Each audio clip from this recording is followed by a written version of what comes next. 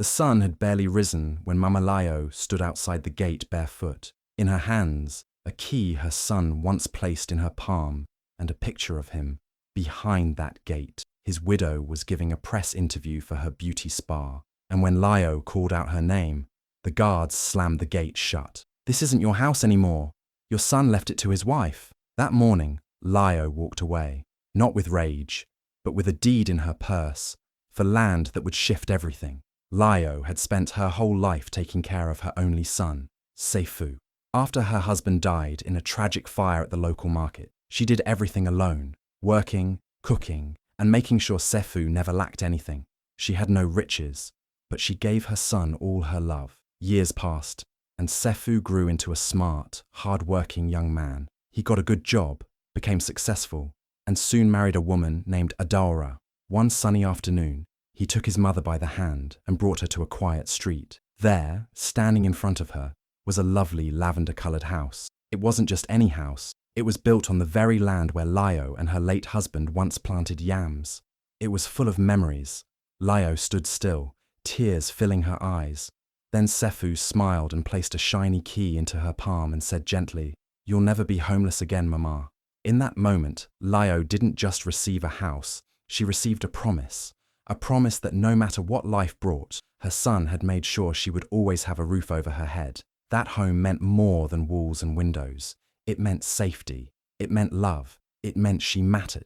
Layo's world changed in a single phone call. Her son Seifu, the boy she had raised with love and sacrifice, had died suddenly during a business trip abroad. No warning, no goodbye, just gone. When she heard the news, Layo felt like the ground had disappeared beneath her feet. She couldn't breathe. Her heart felt like it had been torn apart. Seifu wasn't just her child. He was her everything, her joy, her pride, and the reason she had kept going all those years alone. The funeral was crowded. People cried, hugged, and gave speeches. Adaora, Seifu's wife, cried the loudest. She looked heartbroken, her makeup smeared with tears, her voice shaking as she held Seifu's framed photo. Everyone thought she was the grieving widow, full of pain and love, but behind those tears, something had already shifted.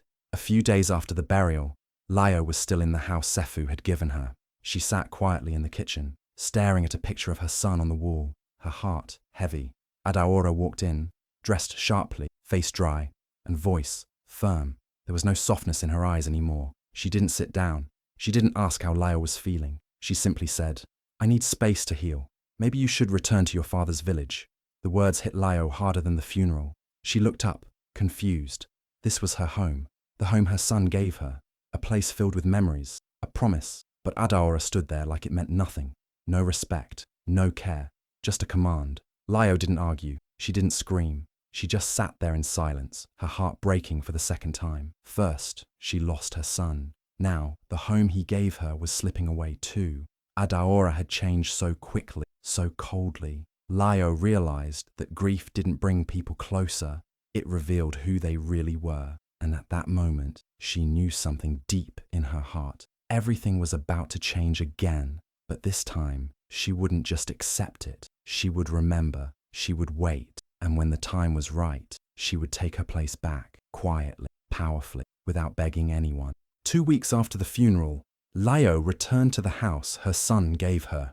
She had spent the days in quiet mourning at a family friend's place, trying to gather herself. Now, with her small suitcase in one hand and her old stew pot in the other, she walked slowly toward the lavender-coloured gate. Her heart was heavy, but she believed she was coming home. This was the house her son gifted her, the place where she felt closest to him. But something felt different even before she reached the door. The gate didn't open easily. She knocked softly, expecting a guard or someone to recognize her, but no one answered. She stepped to the side and looked through the bars. That's when she saw them. Her clothes, tied in old rice sacks, sitting by the wall near the gate. Her shoes, her wrapper, even her little radio, all dumped outside like trash. Then her eyes fell on something that nearly broke her, a picture frame. It was the photo of her and Seifu taken the day he handed her the keys to this very house. The frame was cracked. The picture had fallen face down beside the dustbin, like it meant nothing, like she meant nothing. Layo's hand trembled as she placed her stew pot down. She didn't cry. She didn't shout. She just stood there, frozen. She tried the door again, But the locks had been changed. Her keys no longer worked. It was clear. Adaora didn't want her back inside. Neighbors peeked through their curtains but said nothing. The silence around her was loud. Layo felt the sting of rejection, not just from a daughter-in-law, but from a house that once welcomed her with love. Still, she didn't knock again. She didn't beg. Instead, she bent down, picked up the face-down photo, brushed the dust off it gently, and placed it in her bag. She looked at the house one last time, not with pain, but with purpose. Because while the locks had changed, her memory hadn't. She remembered the land. She remembered the papers. She remembered what her husband told her years ago.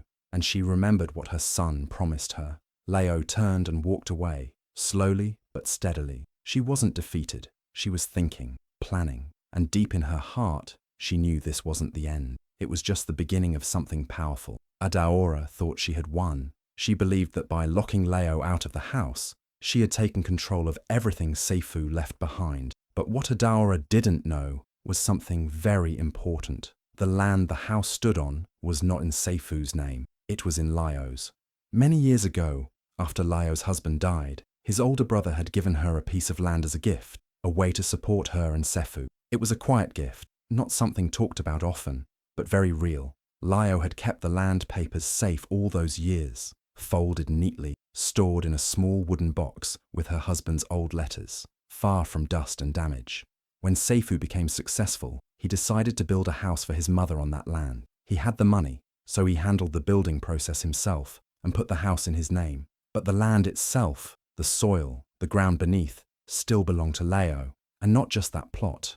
The land stretched a little further to the right, a second plot, still untouched back then. But now, that second plot had a big new building on it, Adaora's beauty spa. She had started the business right after Seifu's death. It had big windows, fancy furniture, and was already being talked about in the neighborhood. People said it was the best place to get skin treatments and hair care. But there was one big problem. The entire spa was sitting on Layo's land. Adaora never asked for permission. She never checked the papers. Maybe she assumed it all belonged to her late husband, or maybe she thought no one would question her. But Layo remembered. She had watched the spa rise from the ground up, and she had stayed silent. Everyone thought she was weak or too old to care. But she knew what was happening, and she kept her calm. She knew what she owned. One day, while sitting in a quiet corner, Layo opened the small wooden box and carefully pulled out the land paper. She smiled to herself. Everything was still there. Her name, the map, the stamp, the signature. Adaora may have taken the house. She may have changed the locks. But the land was still Layo's. And now, Adaora had unknowingly built her dream business on it. Layo didn't need to shout. She didn't need to fight. She just needed the right time to remind everyone what was hers. Layo could have gone to court. She could have brought out the land papers and started a long fight with Adaora. But she didn't want stress. She didn't want noise. She wanted peace, but also justice. She wanted to use her land for something meaningful, not just to prove a point. So, instead of calling a lawyer, Layo quietly walked to a small office near the main road. It was the office of a young local architect named Kwesi. Kwesi was kind and respectful. He had heard of Layo's story from neighbors and greeted her warmly. Layo opened her old handbag and showed him the land papers. Kwesi checked everything carefully and nodded. "This land is yours," he said. Layo smiled softly and replied, "I want to build something that helps women like me." Together they sat down and started drawing plans, not just for any building, but for a women's training center, a place where single mothers, widows, and young girls could learn skills like hairdressing, makeup, sewing, and even small business ideas. Layo wanted the center to stand right next to Adaora's spa, on the land that was fully hers. She knew the location was perfect. People already came to the area for beauty services. Now they could also come to learn and grow. Kwesi worked day and night on the drawings. He included classrooms, a mini salon for practice, a small daycare for mothers with babies, and even a garden at the back. Layo looked at the design, and her eyes filled with tears, not of sadness, but of purpose. This wasn't just about land anymore. It was about giving other women a chance. Once the plan was ready, Layo took the documents and walked to the city council. She filed a development request under her own name. Every detail was in order. The papers, the design, the land ownership proof. The staff at the office were surprised to see such a strong idea coming from an older woman, but they treated her with respect. After everything was submitted, Lio returned home quietly. She didn't tell anyone what she was planning. She just went about her day like usual. But inside, she felt something shift. She wasn't powerless anymore. She had made a move, one that didn't involve shouting or revenge. Now, all she had to do was wait, because once the council approved her request, everything Adaora thought she owned would start to shake. And this time, Lio wouldn't be the one left outside the gate. It all started with a simple white envelope. Adaora received a letter from the city council, thinking it was just some regular notice. But when she opened it, her hands began to shake. The letter clearly said her spa was built on land that didn't legally belong to her. It also mentioned that an inspection would follow. Adaora didn't understand at first. She was confused. She thought the land was hers through Seifu, but she had never bothered to check the real papers. A few days later, city officials arrived. They walked around the spa, measuring, taking photos, checking records. Adaora stood by nervously, trying to act confident, but inside, panic was growing. She asked the inspectors questions, but they gave no answers. They simply told her to wait for the next notice, and it came faster than she expected. This time, the letter was serious. It said her building was illegal and that she had to vacate the property within days. Adaora was shocked. She ran to her office, dialed her lawyer, and shouted on the phone, "Fix this!" It must be a mistake, but her lawyer sounded unsure. He asked, "Do you have any proof that the land is yours?" And that's when reality hit her. She didn't. That morning, loud sounds woke up the neighborhood. Bulldozers, trucks, city workers. They were all outside Adaora's spa. People started gathering, whispering, pointing. Adaora rushed out in a panic, wearing a robe and slippers, screaming at the workers to stop. She showed them her business license, waved documents in the air, begged them to listen, but they didn't stop. One of the officials calmly said, "We have full approval. This land belongs to Madame Leo. You are trespassing." At that moment, Leo walked up, holding her papers in a neat folder. She didn't yell. She didn't cry. She simply looked Adaora in the eyes and said, "You kicked me out of a house. I took back land I never gave." Adaora's face went pale. She couldn't speak.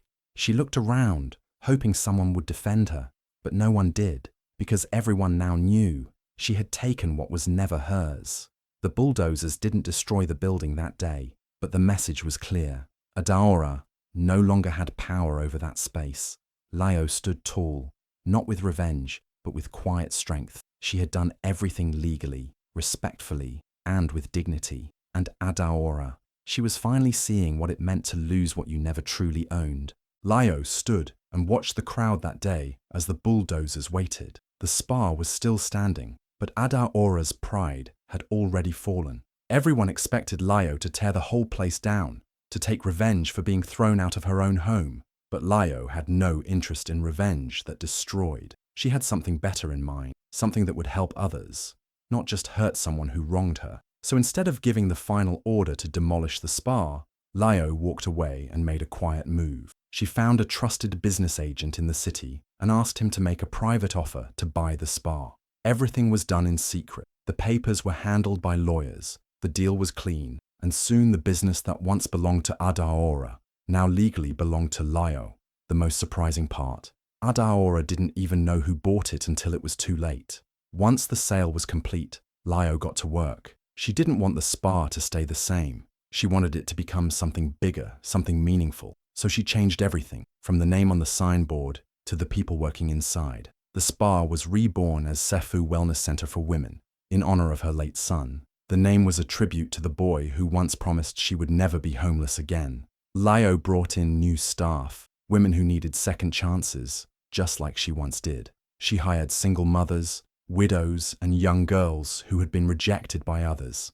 She gave them training, respect, and good pay. The spa started to offer more than just beauty treatments. It became a place for healing, learning, and growing. When the center reopened, it looked fresh and full of life. The walls had been repainted, the rooms rearranged, and the energy inside felt different. Women from all over the neighborhood came, not just for services, but for hope. And Adaora? She came too, but not as the owner, not even as someone in charge. She walked in quietly one day, dressed in plain clothes, hoping no one would notice. But people did. They saw the woman who once ruled the place, now sitting in the waiting area like everyone else. Lio saw her too, but she didn't say a word. She didn't need to. The building, the signboard, the smiles of the new staff, they all spoke for her. The message was clear. Lio didn't destroy Adaora's business. She transformed it. She took back what was hers, turned it into something beautiful, and left Adaora with a front row seat to watch it shine. On the day of the grand relaunch, the new signboard stood tall and proud. Seifu Wellness Center for Women. The building looked bright, alive, and full of purpose. Guests were arriving, music played softly in the background, and the fresh scent of flowers filled the air. Inside, staff members smiled and guided people around, showing them the changes and new services. Everyone could feel the difference.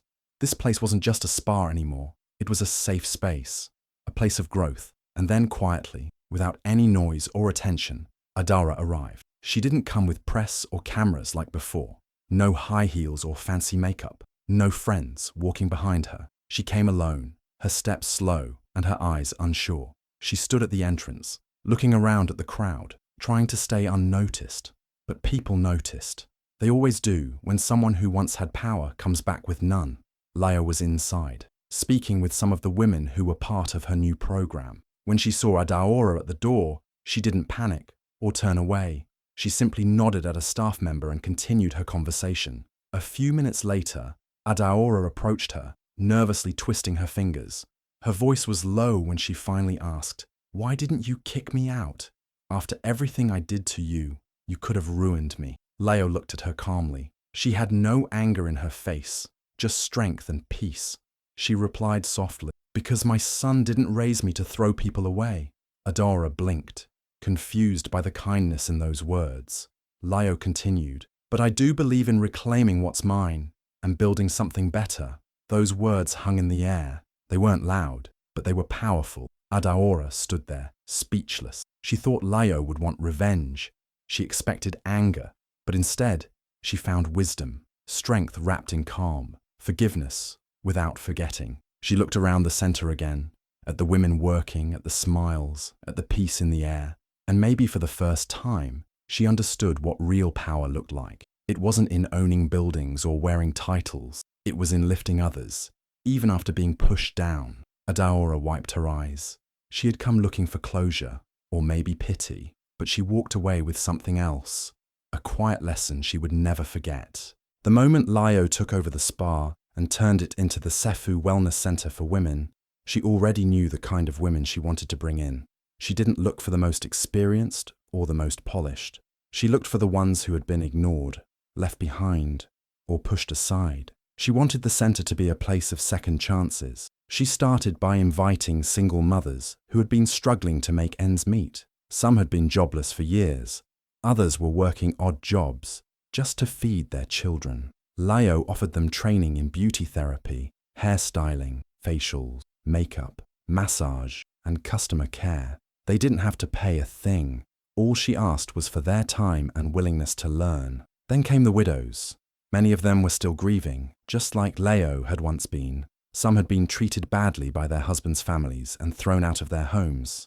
Lio knew that pain too well. She gave them a safe place, something to look forward to, and a chance to build a new life with dignity. She even welcomed young women who had been displaced, those who left abusive homes or came from villages where no one believed in their dreams. Slowly, the wellness center filled with women who once thought they had no future. Now, they were learning, growing, smiling again. The most powerful part. Many of these women had once been turned away by Adaora. Back when the spa was hers, she had strict rules.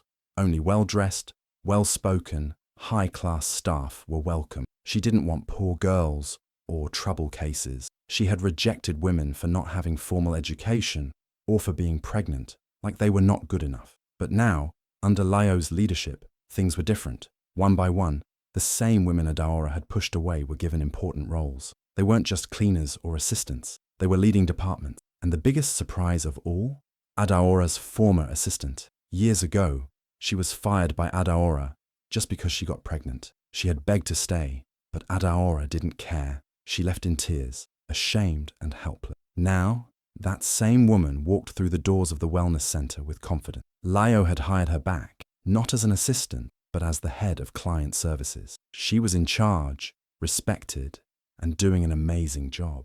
Layo didn't just reclaim her land, she turned it into a place where women could stand tall, even after being broken. The very people Adaora once dismissed were now running the place she had once ruled.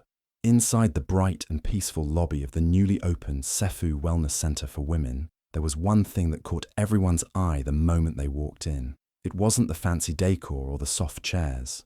It was a large photo hanging proudly on the main wall. The picture was old, but full of life. It showed Layo and her young son Sefu, 25 years ago, kneeling on the same land, planting yams with joy on their faces. Sefu was just a boy back then, holding a small hoe with both hands, and Layo was beside him, smiling proudly. It was a simple moment, captured in time, but it meant everything to her. Below the photo, there was a small plaque. The words were few, but they held so much meaning. This ground remembers who nurtured it. Visitors often paused to read it. Some would whisper to each other, others would stand quietly, thinking, and many would ask the same question: why did you name the center after your son? Layo always answered with a gentle smile and a voice filled with love. She'd say, "It's my son's house now, not just the one you see with walls and windows, but the one we built in every woman who walks through these doors." And she meant it. To Layo, the center wasn't just about business. It was about memory, about legacy, about love. That land had carried her through heartbreak and healing. It had watched her lose everything and slowly rise again. And now, it was giving others the chance to rise too.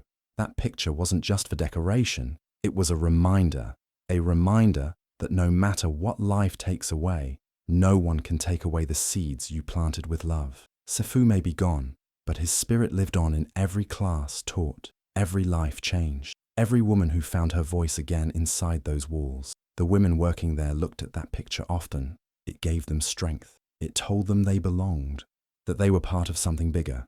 And visitors felt it too, the warmth, the purpose, the story behind it all.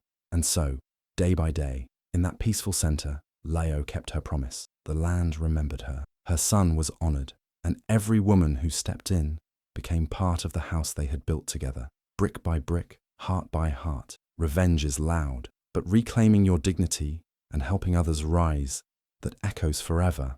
Never underestimate a mother who knows her worth, and never build an empire on stolen ground. Please share, like, and subscribe for more African tales.